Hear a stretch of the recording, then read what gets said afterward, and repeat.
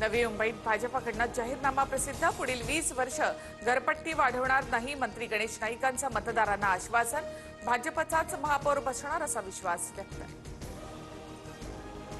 नवी मुंबईत उपमुख्यमंत्री एकनाथ शिंदेचा रोड शो। बेलापूर, जुईनगर, वाशी परिसरात शिवसेनेच्या उमेदवारांना पाठबळ देण्यासाठी शिंदे मैदानात। भाजपला आव्हान।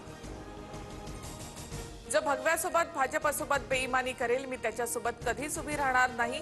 रवी राणांनी भाजप विरोधात उमेदवार द्यायला नको होता। या बावनकुळेंच्या वक्तव्यानंतर नवनीत राणांची भूमिका।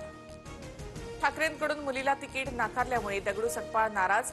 म्हातारा झाल्यावर माणसाची गरज संपते। खंत व्यक्त करतानाच दगडू सकपाळ भाऊक। कुठल्याही अफवा पसरवू नका, मी मनसेतच। संतोष धुरींचे त्यांच्या दृष्टिकोनातून आरोप। भाजपमध्ये जाण्याच्या चर्चांना संदीप देशपांडेंकडून पूर्णविराम।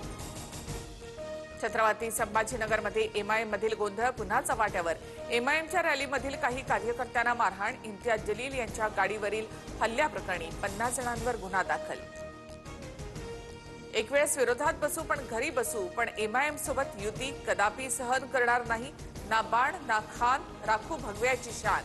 छत्रपती संभाजीनगरमधून मुख्यमंत्री फडणवीसांचं भाष्य।